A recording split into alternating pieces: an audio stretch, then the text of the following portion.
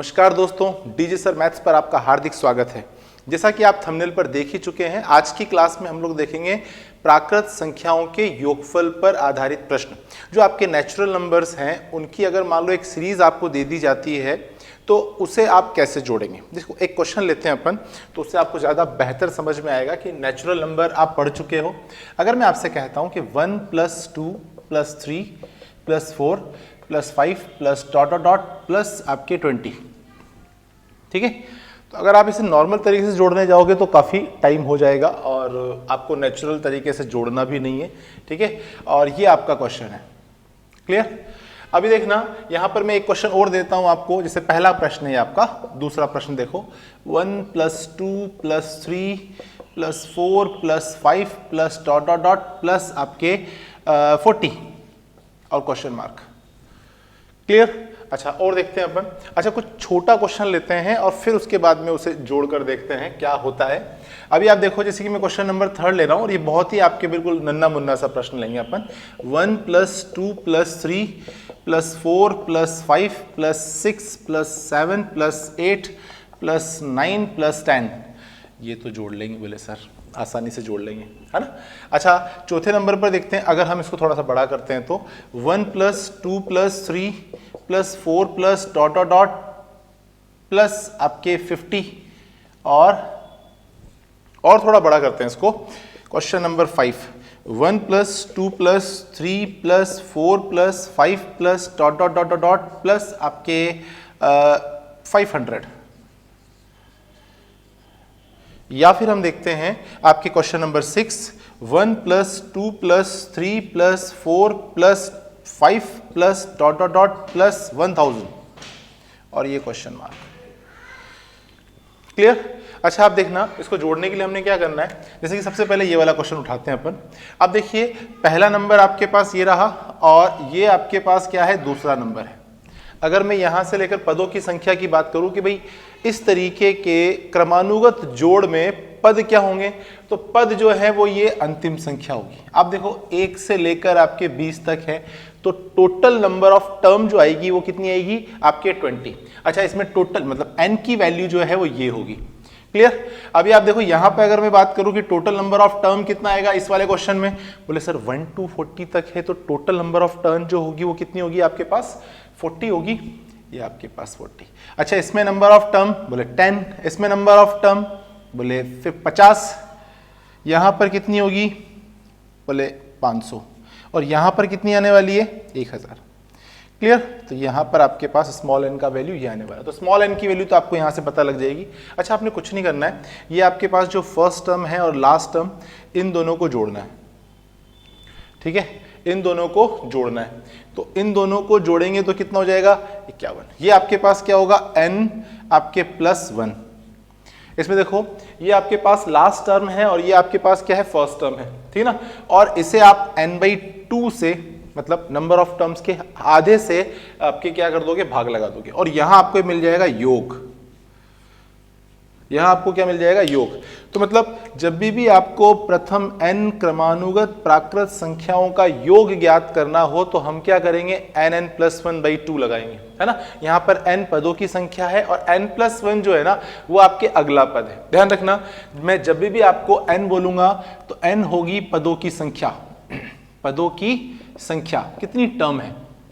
जब मैं आपसे n + 1 बोलूंगा तो आप उसे n + 1 ना समझे, ध्यान रखना, उसे आप समझे अगला पद। n + 1 क्या होगा, अगला पद।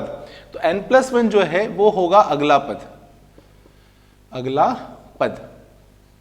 जब मैं आपसे n-1 बोलूंगा तो आप उसे n-1 ना करें, आप उसे n-1 की जगह समझे पिछला पद, ठीक है। तो ये आपके पास क्या हो जाएगा, पिछला पद, ये आपके पिछला पद, क्लियर। जब हम आपसे ट्वाइस n बोलेंगे तो आप समझना आपके दुगना। जब आपको ट्वाइस n + 1 मिलेगा तो आप दुगने का अगला, है ना, दुगने का अगला, +1 मतलब अगला, तो दुगने का अगला, दुगने का अगला, दुगने का अगला। अगर हम ट्वाइस n - 1 बोलते हैं, या आपको फॉर्मूला में ट्वाइस n - 1 नजर आता है, तो देखो, या तो आप ट्वाइस n - 1 देख रहे हो, तो मतलब पदों की संख्या अगर मान लो 40 है तो आप कर रहे हो 2, इंटू 40 और आपके -1, या 2 इंटू 40 प्लस 1, या फिर 2 आपके इंटू 50 प्लस 1 और -1, आप ऐसा करते हो। तो पद लिखने की जरूरत ही नहीं, आप मतलब समझ लो। अभी अगर एक बार आपको मतलब समझ में आ जाएगा ना, तो आप उस टर्म के साथ बेटर बिहेवियर कर सकते हो, है ना, और कम से कम समय में आपके वो लिख सकते हो जो वो कह रहा है। जैसे ट्वाइस एन -1 जो है वो है दुगने का पिछला पद। ट्वाइस एन -1 क्या है? दुगने का पिछला पद। तो ये होगा दुगने का पिछला पद, दुगने का पिछला पद। क्लियर? तो यहां तक चीजें आपको क्लियर समझ में आ रही होगी कि भाई अगर मुझे n मिलता है, n क्या है? नंबर ऑफ टर्म, पदों की संख्या, n+1 नेक्स्ट टर्म, है ना। इसके अलावा आपके n-1 क्या है? बोले उससे पहले वाला टर्म, ठीक है। ट्वाइस n क्या है? आपके टर्म का डबल हो जाएगा। ट्वाइस n+1 क्या होगा? बोले दुगने का अगला होगा। ट्वाइस n-1 बोले दुगने का पिछला होगा, ठीक है। तो आप देखना, ये आपके पास पदों की संख्या है और ये आपके अगला पद है और डिवाइडेड बाई आपके 2 है। चलो इस क्वेश्चन को अपन कर रहे हैं। तो ये क्वेश्चन आपके पास क्या हो जाएगा? अब आप देखो यहां पर कितने टर्म है? बोले टर्म आपके पास कितना है? 50 है। क्लियर? तो 50 का आधा कितना हो जाएगा? बोले 50 का आधा 25। क्लियर? अब आप देखो आपके 50 का अगला पद, तो 50 का अगला पद कितना हो जाएगा आपके पास? 51। 50 का अगला पद कितना हो जाएगा? 51। तो कुछ नहीं करना, ये तो हो गया n/2, दिस इज n/2, और ये आपके पास क्या? इसका अगला पद, ठीक है। तो गुणा कर दो और लिख दो, तो ये आपके पास कितना हो जाएगा? 5, और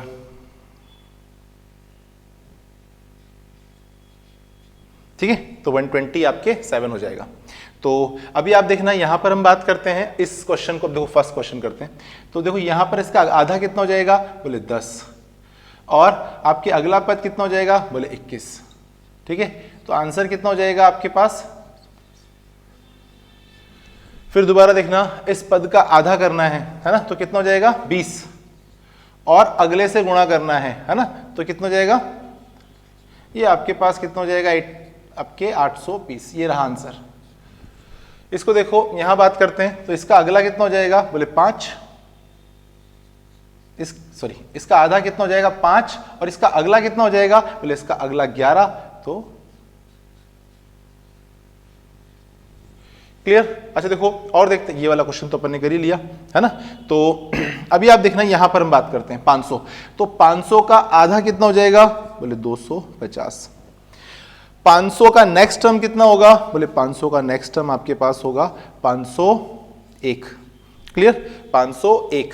तो ये आप गुणा कर दो, तो 0। क्लियर? ये आंसर आ जाएगा। अच्छा 1000 तक देखें, तो 1000 का आधा, बोले 1000 का आधा 500। क्लियर? इसके अलावा 1000 का अगला पद कितना होगा? बोले 1000 का अगला पद जो है वो ये होगा। क्लियर? गुणा कर दो और आंसर लिखो। क्लियर? ये आपके पास क्या हो जाएगा? इसका आंसर हो जाएगा। तो अब देखना, जब भी आपको प्रथम n क्रमानुगत प्राकृत संख्याओं का योगफल ज्ञात करने को कहे, तो आप ये वाला फॉर्मूला लगाते हो, है ना। इसमें आपने करना क्या होता है? कुछ नहीं करना होता, नंबर ऑफ टर्म का आप हाफ करोगे और जो आपको पदों की संख्या मिलती है उसकी अगली टर्म से उसको गुणा करना है, तो आपको पदों की संख्या का योगफल क्लियर हो जाएगा। आई होप आपको यहां तक चीजें समझ में आई होगी, ठीक है। फिर उसके बाद देखो अपन अगले क्वेश्चन लेते हैं। चलिए, तो ये अभी बोर्ड जो है वो क्लियर है। अब हम बात करते हैं, देखो हमने यहाँ पर ये फॉर्मूला मैंने मिटा दिया, तो अभी मैंने आपको जो पहला फॉर्मूला सिखाया है ना, वो क्या सिखाया है? प्रथम n क्रमानुगत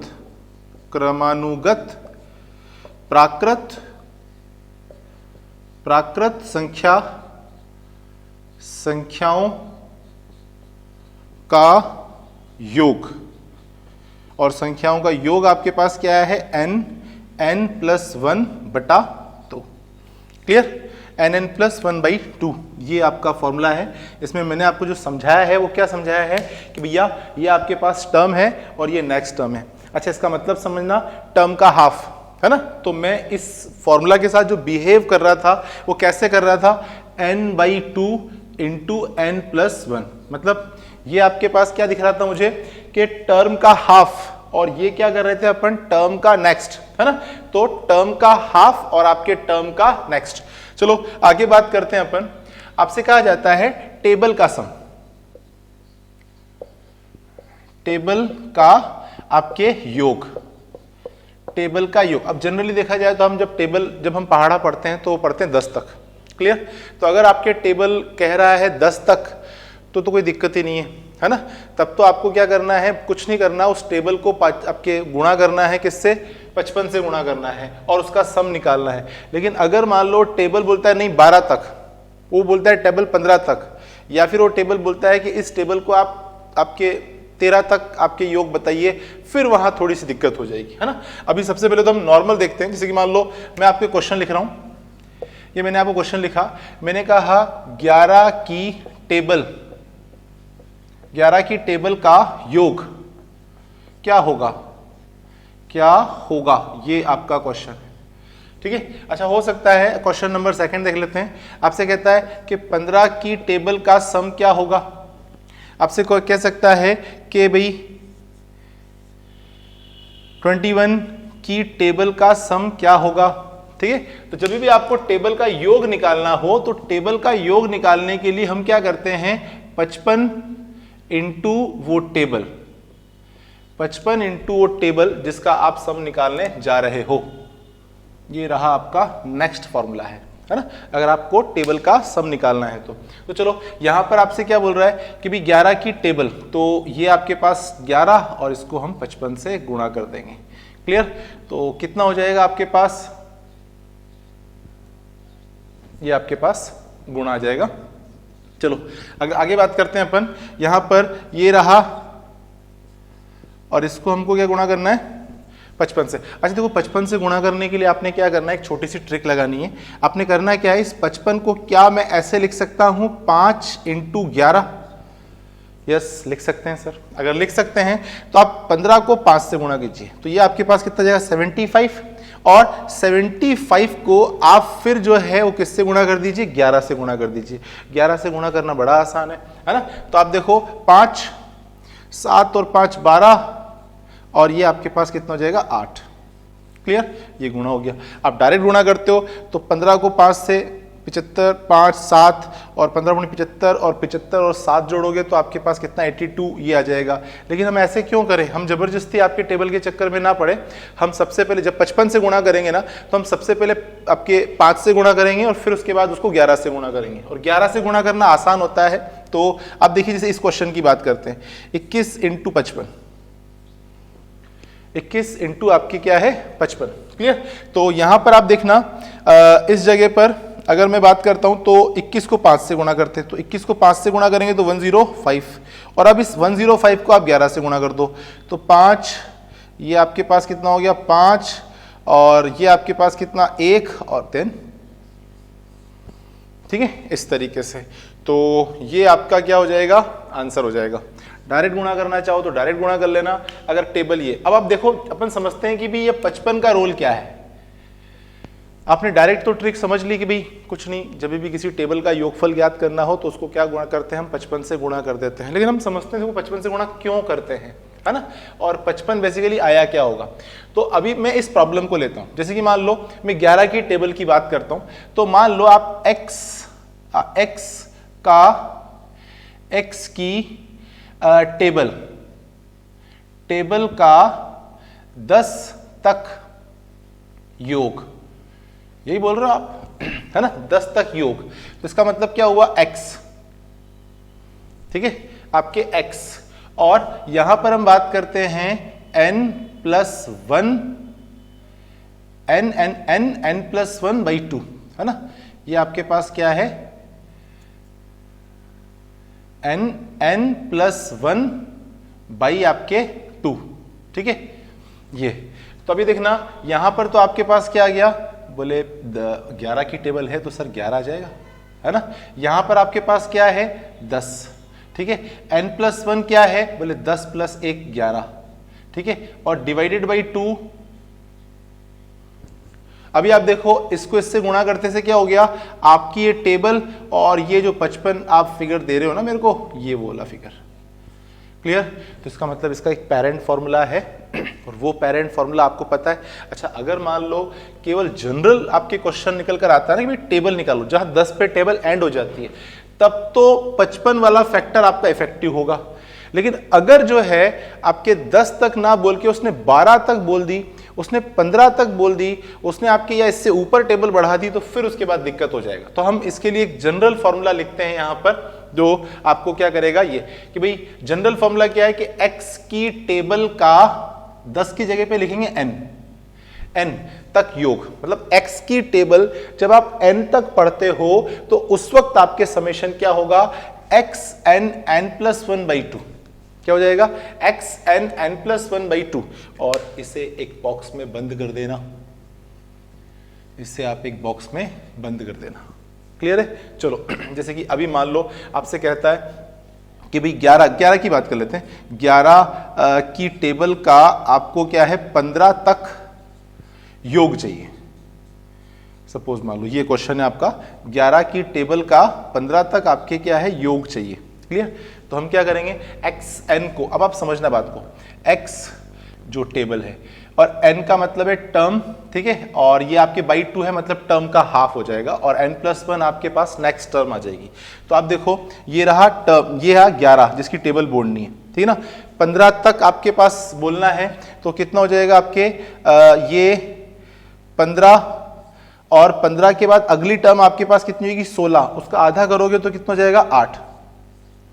ठीक है, अभी कुछ नहीं करना है, इसको गुणा करना है तो कितना हो जाएगा 120, और 120 को 11 से गुणा कर दो तो 0, ये आपके पास कितना 2, 2, 3 और ये 1 आंसर। तो आंसर आपके पास कितना हो जाएगा 1320। क्लियर? तो ये आपके इस तरीके से होगा। तो नॉर्मल टेबल का सम पूछता है तो भी निकाल लेना, और अगर बोलता है कि नहीं फला फला टेबल का यहां तक योगफल कितना होगा तो आप वो भी बहुत आसानी से निकाल सकते हो। आई होप आपको टेबल का सम जो है वो बहुत आसानी से आप कर लोगे। तो अभी तक हमने क्या क्या सीख लिया? हमने सीखा है कि प्रथम n क्रमानुगत प्राकृत संख्याओं का योग क्या होगा, और दूसरा अगर किसी टेबल का योगफल आपको देता है तो वो क्या होगा। अच्छा, टेबल अगर 10 तक है तो कोई इशू ही नहीं है, आप 55 से गुणा करके आंसर बता रहे हो। लेकिन अगर टेबल आपके पास क्या है एक डेफिनेट टाइम तक है, जैसे कि 12, 15, 17, 20, 25, 22, ठीक है, तो फिर हम लगाएंगे xn n+1/2, है ना, ये वाला फॉर्मूला निकालेंगे। इसमें देखना ये आपके पास टेबल है, ठीक है, और कितने टाइम तक बोलनी है, और n+1/2 मतलब आपके पास क्या है अगले का हाफ, है ना। तो ये फॉर्मूला, तो चलो इस आपके बोर्ड को क्लियर करते हैं, फिर इसके कुछ और प्रश्न करते हैं। चलिए, तो क्लियर हो गया। अच्छा, मैं फॉर्मूला अभी मिटा नहीं रहा हूँ, ये जो मैं फॉर्मूला इस्तेमाल कर रहा हूँ उनको मैं मिटा नहीं रहा हूँ, ताकि आप इसको जो है देख सकें और नोट डाउन कर लें। बीच में भी अगर मान लो कोई वीडियो आपके देख रहा है तो वो भी इस चीज़ को आपके नोट डाउन कर ले। अभी हम बात कर रहे हैं किस पर, प्राकृत संख्याओं के योगफल पर आधारित प्रश्नों पर बात कर रहे हैं। तो आप देखिए, प्राकृत संख्याओं के योगफल पर आधारित प्रश्न जो है, अब योग इस तरीके भी तो आ सकता है,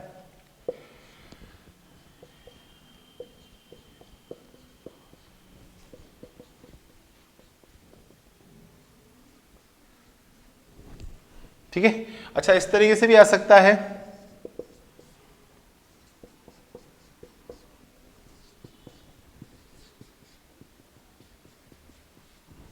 ठीक है। आप देखना, ये प्रथम क्रमानुगत आपके विषम संख्याएं हैं और ये प्रथम क्रमानुगत आपके सम संख्याएं हैं। ध्यान रखना, प्रथम का मतलब है कि स्टार्ट से चालू होगी, 1 से अगर विषम बोल रहा है तो, और अगर आपके पास सम बोल रहा है तो वो आपके चालू होगी स्टार्टिंग से 2 से, बीच में से चालू नहीं होगी, ठीक है। तो ये आपके पास है प्रथम क्रमानुगत विषम संख्याओं का योगफल। तो प्रथम n क्रमानुगत विषम संख्या का योग। क्लियर? और यहां पर हम बात करते हैं प्रथम n क्रमानुगत सम संख्या का योग। क्लियर? अच्छा, अगर मान लो यहां पूछता है सम की, तो हम क्या करते हैं n+1, हम क्या करते हैं n+1, और अगर यहां पूछता है तो ये योग जो होता है वो होता है n²। योग क्या होगा एन स्क्वायर। तो ये समीशन है, ध्यान रखना। अच्छा आप नोट करना जरा इस चीज को, मैं जो बोल रहा हूं। अब देखो अगर मान लो केवल टर्म आपके पास दो होती, मतलब केवल दो टर्म होती, तो इसका सम क्या होता। अगर आपके n की वैल्यू केवल दो होती तो इसका सम होता आपके 4, राइट। 4 ही आ रहा है ना, देख लो आप सामने 4 ही आ रहा है। अच्छा बताओ अगर आपके नंबर ऑफ टर्म जो है वो 3 होती, मतलब इस सेगमेंट पर आपके स्मॉल n की वैल्यू आपके 3 हो जाती, 1 2 3, और प्रथम क्रमानुगत है तो कितना हो जाता, बोले 4 5 9, जो कि इसका स्क्वायर है। अच्छा और देख लेते हैं आगे। अगर मान लो मैं इसको भी और आपके शामिल कर लेता हूं तो टर्म कितनी हो जाएगी, 1 2 3 4, है ना। तो ये आपके पास n की वैल्यू 4 हो जाएगी और इनको जोड़ोगे तो आप देखो कितना हो जाएगा 16, जो कि इसका स्क्वायर है। इसका मतलब ये बात जो बोल रहा है बात तो सही बोल रहा है ना। अब आप देखना, हम ये देखते हैं कि यहां से लेकर यहां तक नंबर ऑफ टर्म कितनी आई है ना। यहां से लेकर यहां तक नंबर ऑफ टर्म कितनी आई है। तो अगर मैं बात करता हूं 100, तो 100 में आती है 50, 100 में कितनी आएगी 50, और अभी आपके पास क्या 101 एक टर्म और आ रही है तो कितनी हो जाएगी आपके पास 51। तो यहां पर पदों की संख्या जो आ रही है वो आ रही है 51, ठीक है। तो बस योग निकाल दो आप, योग कितना हो जाएगा आपके n स्क्वायर मतलब 51 का स्क्वायर, और ये कितना हो जाएगा आपके पास आपका 2601। क्लियर। तो 2 अंकों की संख्याओं का वर्ग आपको या तो ध्यान होना चाहिए और ध्यान नहीं होना चाहिए, तो मैं इधर की तरफ एक छोटा सा रिलेशन लिख देता हूं, आप उससे निकाल लेना। जैसे कि मान लो a और b कोई 2 डिजिट आपके नंबर है जिसका स्क्वायर आप निकालना चाह रहे हो, तो कुछ मत करना, सबसे पहले यूनिट प्लेस का स्क्वायर कर देना, ठीक है। फिर उसके बाद ट्वाइस मतलब आपके डुप्लेक्स निकाल लेना, डुप्लेक्स आपके पास ट्वाइस AB होता है, ठीक है। और फिर बाद में आपके 10 प्लस का स्क्वायर कर देना। अच्छा यहां से आपको केवल एक डिजिट आगे लेके जाना, एक डिजिट रखना है और एक डिजिट जो है वो आपको कैरी फॉरवर्ड कर देना है। तो यहां से जो भी कैरी फॉरवर्ड होगा वो इधर की तरफ आ जाएगा, और इस डुप्लेक्स में एक डिजिट रखने के बाद जो भी कैरी फॉरवर्ड होगा वो आगे की तरफ हो जाएगा। तो मैं इसको +C और +C यहाँ पे कर रहा हूँ। जब हम आपके स्क्वायर नंबर, स्क्वायर और स्क्वायर रूट पढ़ेंगे, क्यूब और क्यूब रूट पढ़ेंगे, उस वक्त डिस्कस करेंगे इन चीज़ों को, लेकिन अभी देखो ये काम आ रहे हैं तो उसका कुछ नहीं कर सकते अपन, है ना। तो अभी आप देखो करके देखते हैं, 1 का स्क्वायर करोगे 1, ठीक है। डुप्लेक्स का मतलब क्या होता है, इसको इससे गुणा करके डबल करना है ना। तो ये आपके पास 10 की 0, 1 कैरी फॉरवर्ड हो जाएगा। 5 का स्क्वायर करोगे 25 और 1 आपके पास 26, तो ये स्क्वायर हो जाएगा। क्लियर। तो आई होप आपको एक छोटी सी बात समझ में आई होगी और आनी भी चाहिए, है ना, ये छोटी छोटी बातें आपको। अच्छा यहाँ देखो इसकी बात करते हैं, इसका योग निकालते हैं अपन। तो ये देखो क्या होता है कि अगर मान लो यहाँ पर केवल 2 टर्म है ना, नंबर ऑफ टर्म जो है वो कितनी है आपके पास 2, ठीक है। तो इसका सम कितना आ रहा है 6। अच्छा 6 कैसे आ रहा है, अगर मैं टर्म को उसकी नेक्स्ट टर्म से गुणा करता हूं तो, है ना। तो 2 तिया 6। अच्छा चलो इसको भी ले लेते हैं साथ में। यहां पर आपके नंबर ऑफ टर्म जो आ रही है वो आ रही है 3, और अगर मैं 3 को 4 से गुणा कर देता हूं तो आता है 12। अब देखो 6 4 10 और 2 12। क्लियर। अच्छा देखो यहां पर मैं इसको भी आपके इकट्ठा कर रहा हूं इस जगह पर, तो नंबर ऑफ टर्म कितनी आती है, बोले नंबर ऑफ टर्म सर हो जाएगी आपके 4, और 4 को 5 से गुणा करोगे तो 20 आएगा। इधर देख लो 6 4 10 और ये 10 और 20, तो आपके पास 20। इसका मतलब प्रथम n क्रमानुगत प्राकृत संख्याओं के प्रथम आपके पास n क्रमानुगत सम संख्याओं का योग क्या होगा, nn+1। और देखो nn+1 आपको समझ में आता है, ये आपके पास है पद, और ये जो है ये है अगला पद, अगला पद। क्लियर। तो ये आपके पास है टर्म और नेक्स्ट टर्म का प्रोडक्ट। क्लियर। चलो आपके सवाल की तरफ चलते हैं। अच्छा एक बात बताओ, ये जो 50 है ना, इस तक कितनी सम संख्या आएगी, बोले गुरुजी 25 आएगी। तो कुछ नहीं करना है, 25 को 26 से गुणा कर देना है, तो आपके पास योग कितना आ जाएगा, योग हो जाएगा आपके पास 25 इंटू आपके 26, तो 26, ठीक है। तो यहां पर आपके पास कितना हो जाएगा 650। 25 को 25 से गुणा करेंगे तो 625, और 625 में एक 25 और जोड़ देना तो आपके पास 650, ये आपका आंसर। क्लियर है, ठीक है। चलो इस तरीके से हम करेंगे। अच्छा और देख लेते हैं अपन, जैसे कि मान लो यहां पर आपके question number 3, 2 + 4 + 6 plus dot dot dot और प्लस यहां पर आपके 200, आपको बताना है इसका योग कितना होगा। तो इसका योग हम कैसे करेंगे, आप देखो दो मतलब स्टार्टिंग के 200 तक आपके कुल जो है वो 100 संख्याएं आती है। तो यहां पर आपके जो नंबर ऑफ टर्म्स हैं वो कितनी हो जाएगी 100। ठीक है, नंबर ऑफ टर्म्स जो है वो कितनी हो जाएगी 100। तो योग क्या होगा, योग होगा आपके पद और अगला पद। पद क्या है यहां पर, पद आपके पास है 100 और अगला पद कितना हो जाएगा 101। तो आंसर आपके पास कितना हो जाएगा, क्लियर। तो ये आपके क्या है इस तरीके से निकालते हैं। तो अभी आप देखना प्राकृत संख्याओं के योग में अगर हम बात करें तो हमने प्रथम n क्रमानुगत प्राकृत संख्याओं का योग पढ़ा। दूसरा हमने पढ़ा कि भी किसी टेबल का सम कैसे निकालेंगे जबकि टेबल आपके 10 पर एंड हो रही है या फिर 10 से ज़्यादा बार तक टेबल चल रही है। तो तीसरा हमने क्या देखा कि प्रथम आपके n क्रमानुगत विषम संख्याओं का योग क्या होता है। अगला हमने क्या बात की कि प्रथम n क्रमानुगत सम संख्याओं का योगफल क्या होता है। क्लियर, आपको यहाँ तक चीज़ें क्लियर हो गई होगी, है ना। और अभी मैं इसको वॉश करता हूँ, फिर उसके बाद हम आगे और बातें करेंगे। तो चलिए ये आपके क्लियर हो चुका है। अभी हमने बात की है प्राकृत संख्याओं के योगफल पर, और प्राकृत संख्याओं का योगफल प्रथम क्रमानुगत n तक, इसके अलावा प्रथम क्रमानुगत सम संख्याओं का, इसके अलावा प्रथम क्रमानुगत आपके विषम संख्याओं का हमने सीखा है। ठीक है, अब आता है कि सर क्या ये प्रथम क्रमानुगत ही होगी, क्या बीच में से नहीं आ सकती, है ना। और अगर बीच में से आ जाएगी तो फिर क्या करेंगे, है ना। अच्छा, अगर बीच में से आती है तो दो तरीके से आ सकती है। जैसे उदाहरण के तौर पर मैं ले रहा हूं, यहां पर मैंने लिया आपके 21 आपके प्लस 22 प्लस 23 प्लस 24 और प्लस डॉट डॉट डॉट और प्लस आपके 50। आप बताइए इसका योगफल क्या होगा। एक तो इस तरीके से आ सकती है, और देख लेते हैं अपन। जैसे कि मान लो यहां से आपके पास आता है 51 प्लस 52 प्लस आपके 53 प्लस डॉट डॉट डॉट और प्लस आपके 100।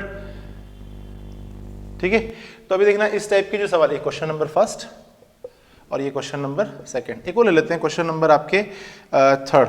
इसके अंदर आप जो है आप देखो कि सपोज मान लो यहाँ पर आपको दे रखा है 61 प्लस आपके 62 प्लस 63 प्लस 64 और डॉट डॉट डॉट प्लस आपके 75। ये आपके पास क्वेश्चन है। 3 क्वेश्चन लिए हैं मैंने इसके अंदर। अच्छा, इससे पहले जितने भी क्वेश्चन थे ना वो प्रथम क्रमानुगत थे, स्टार्टिंग से चालू हो रहे थे, तो वहां तो आप डायरेक्ट आपके फॉर्मूला लगा रहे थे। यहां पर आप ऐसा नहीं करोगे। आप देखिए, आपको क्या पता है कि अगर ये 1 से स्टार्ट होता तो मैं बहुत आसानी से कर लेता, है ना।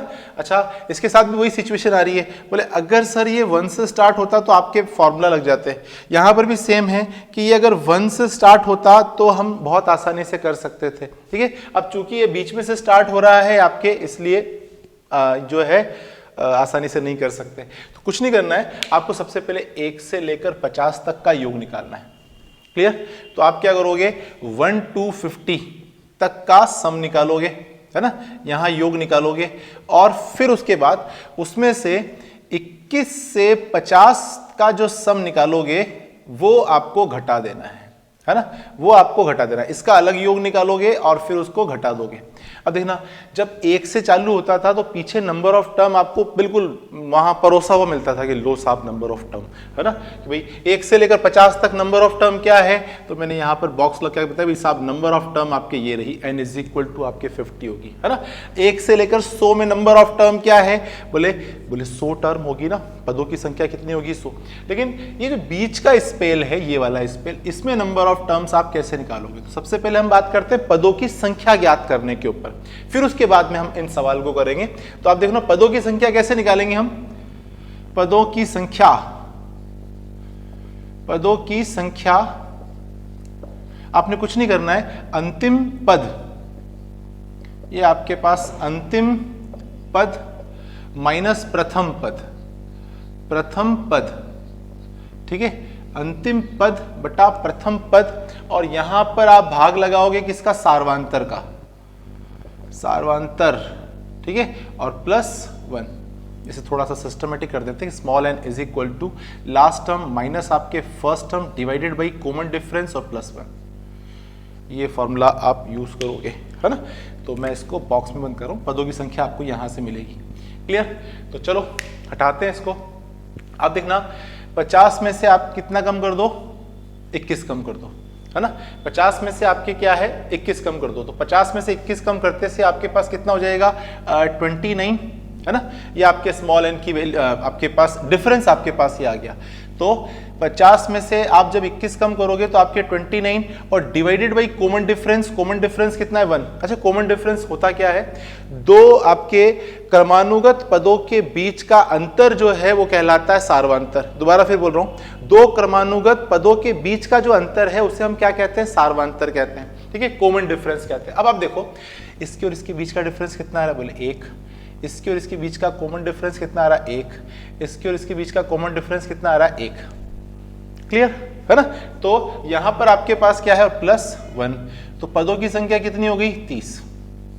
तो एक बार तो आपने क्या करना है 50 तक का योग निकालना है, एक बार आपने 30 तक का योग निकालना है और फिर उसके बाद आपने जो है उसको घटा देना है ना। चलो अब योग पर बात करते हैं। योग पर बात करते हैं तो योग कैसे निकालेंगे, योग होगा n/2 और लास्ट टर्म प्लस आपके first term, last term plus आपके first term, n/2 last term और आपके प्लस फर्स्ट टर्म, इससे आप निकालोगे। तो चलो यहां पर सबसे पहले बात करते हैं, यहां पर आपके पास क्या होगा। तो आप देखो 1 से लेकर 50 तक का योग निकालते हैं, तो 1 से लेकर 50 तक का योग करेंगे तो कितना हो जाएगा nn + 1/2, है ना। मतलब आपको क्या करना है, पदों की संख्या का आधा, है ना, और उसे क्या करना है अगले पद से गुणा कर देना है। तो देखो पदों की संख्या कितनी है 50, इसका आधा करोगे तो कितना हो जाएगा, बोले 25। क्लियर। अच्छा, इसको आपके गुणा करना है किससे, अगले पद से, मतलब पदों की संख्या के अगले पद से। तो 50 अगर टर्म है तो नेक्स्ट टर्म कितनी जाएगी 51, नेक्स्ट टर्म कितनी जाएगी आपके पास 51। ठीक है, कुछ नहीं करना है, इसको गुणा कर लो तो ये आपके पास कितना 5। क्लियर, ये आपके पास योग आ गया। अभी आप देखना एक तो आ गया 1 2 आपके 7 5। चलो अब देखना हमको क्या करना है, यहां से लेकर यहां तक का सम निकालना है। अब यहां से लेकर यहां तक का सम निकालना है तो कैसे, ये इस जगह पे निकालूंगा मैं। तो अब देखो यहां पर आपको क्या चाहिए, फॉर्मूला क्या है कि भाई पदों की संख्या का हाफ। तो यहां पर यहां से लेकर यहां तक पद कितने निकाले आपने 30, तो इसका हाफ कितना हो जाएगा सर 15, है ना, ये आपके पास। अब आपने क्या करना है, फर्स्ट और लास्ट को आपके भाग दे देना है, सॉरी जोड़ देना है। तो इसको और इसको जोड़ दो तो कितना हो जाएगा आपके पास ये 71। ठीक है, इसको और इसको जोड़ देना है। तो आपका फॉर्मूला क्या है, योग बराबर n/2 लास्ट टर्म प्लस आपके फर्स्ट टर्म। तो लास्ट टर्म कितनी है 50, फर्स्ट टर्म कितनी है 21, इसको आप जोड़ दो तो कितना हो जाएगा आपके पास 71। बस गुणा कर दो, और तो क्या है, इसको इससे गुणा करोगे तो आपके पास आ जाएगा 5 और आपके 106। क्लियर, ये आपका योग आ जाएगा। कुछ मत करो, आपके इस वाले समेशन में से इस वाले समेशन को डिफरेंस कर दो तो माइनस घटाना कितना है आपके पास 1065, 1065। तो 012 है ना, आंसर आपके पास ये रहा। क्लियर, इस तरीके से आप इस क्वेश्चन करोगे। थोड़ा सा लेबोरियस है लेकिन अब कुछ नहीं कर सकते, ऐसा ही करना पड़ेगा आपको, है ना। चलो आगे बात करते हैं अपन यहां पर। तो सबसे पहले 1 से लेकर 100 तक का सम निकालते हैं। तो 1 से लेकर 100 तक में पदों की संख्या कितनी है 100 का आधा करोगे तो कितना हो जाएगा आपके पास 50, और 50 को गुणा किससे करना है 101 से, नेक्स्ट टर्म से। फॉर्मूला देखो ना, आपके पास फॉर्मूला ये होता है कि योग जो है वो होगा n + 1/2। ठीक है, तो n/2 क्या है, टर्म का हाफ। तो 100 है तो 100 का आधा कितना हो गया 50। इसके अलावा नेक्स्ट टर्म कितनी होगी, n = अगर 100 है तो नेक्स्ट टर्म कितनी होगी 101, तो 101 से हमने गुणा कर दिया। बस कुछ मत करो, आपके जो है इसको इससे गुणा कर दो तो ये आपके पास 5050 आ जाएगा, है ना, 5050 आ जाएगा। चलो आगे देखते हैं अपन। अब मुझे 51 से लेकर यहां तक का चाहिए। अब यहां से लेकर यहां तक नंबर ऑफ टर्म कितनी है। अच्छा, तो 100 से लेकर 50 तक में अगर टर्म देखें, नॉर्मल देखें तो 50 टर्म दिख रही है आपको, लेकिन हम अकॉर्डिंग टू फॉर्मूला की बात कर रहे हैं, क्योंकि जब रैंडम नंबर आएंगे तब आपको ध्यान नहीं होगा, तब आपको याद नहीं होगा, उस वक्त आपको निकालना पड़ेगा। अभी याद देखना कोई अर्थमेटिक प्रोग्रेशन, अब इसके बाद अपन अर्थमेटिक प्रोग्रेशन के ऊपर बात करेंगे, समानांतर श्रेणियों के योगफल पर बात करेंगे, तो वहां पर आपको ध्यान नहीं होता कि टर्म कितनी होगी, तो वहां आपको फॉर्मूला चाहिए होगा। और फॉर्मूला क्या है आपके पास, last term minus first term divided by common difference +1, है ना। चलो तो यहां पर आपके पास क्या है, 100 में से आपके 51 घटा देते हैं। तो 100 में से 51 घटाओगे तो कितना आ जाएगा, बोले सर 49। ठीक है, 100 में से 51 घटाओगे तो 49। कॉमन डिफरेंस कितना है? कॉमन डिफरेंस सर 1 है, ठीक है। और इसमें क्या जोड़ना है? 1, तो ये आपके पास +1, तो आपका कितना हो जाएगा? 50। क्लियर? ऐसे भी 50 आ रहा है, इस फॉर्मूला से ही 50 आ रहा है, मींस सही चलेगा। मतलब ये फॉर्मूला जो है ना, ये आपका बढ़िया चलने वाला है। क्लियर? चलो, तो अभी आपके पास क्या है? पद तो मिल गए आपको, है ना। n की वैल्यू कितनी होगी? 50। अब हम बात करते हैं इस फॉर्मूला के ऊपर। आपको क्या करना है? योग निकालना है 51 से लेकर 100 तक का। तो ये आपके पदों की संख्या का आधा, तो 50 का आधा कितना हो जाएगा? बोले 25 सर। तो योग जो है ये कितना हो जाएगा? बोले 50 का आधा 25। क्लियर? और ये क्या है? बोले लास्ट टर्म और फर्स्ट टर्म का सम, है ना। तो लास्ट टर्म क्या है यहाँ पर? ये। फर्स्ट टर्म क्या है? ये। तो इन दोनों को जोड़ोगे तो कितना हो जाएगा आपके पास? क्लियर? कुछ नहीं करना है, आपके क्या है? गुणा करो और वैल्यू बताओ। तो ये आपके पास कितना हो जाएगा? 5, ठीक है। और ये आपके पास कितना? 7, ठीक है। वापस आपके पास कितना? 37, ठीक है, 37। तो आपको बस ये घटा देना है इसके अंदर से। तो कितना हो जाएगा आपके पास? ये -3, 7, 7 और 5। क्लियर? तो 10 में से 5, 5, और यहाँ पर आपके 14 में से 7 जाएंगे तो 7, 9 में से 7 आपके पास 2, 4 में से 3 आपके पास 1। तो आंसर ये आ जाएगा। क्लियर? तो आई होप आपको जो है चीज़ें क्लियर हुई होगी। अच्छा, इसके साथ बोले इसके साथ भी सेम ही करना है ना। इसके अंदर क्या करना है? 1 2 आपके 75 का निकालना है और फिर 61 से 75 तक का निकाल के उसमें से घटा देना है। तो ये आपके लिए है, होमवर्क के लिए, है ना। तो आप इस क्वेश्चन को ट्राई करना। अच्छा, इसी के जैसे और क्वेश्चन अगर आपको अटेम्प्ट करने हैं तो डीजे सर क्लासेस के ऐप पे जाइए, वहां पर टेस्ट 1 परचेस कीजिए। टेस्ट 1 आपको मिलेगी जस्ट 101 रुपए के नेक पर 1 साल के लिए।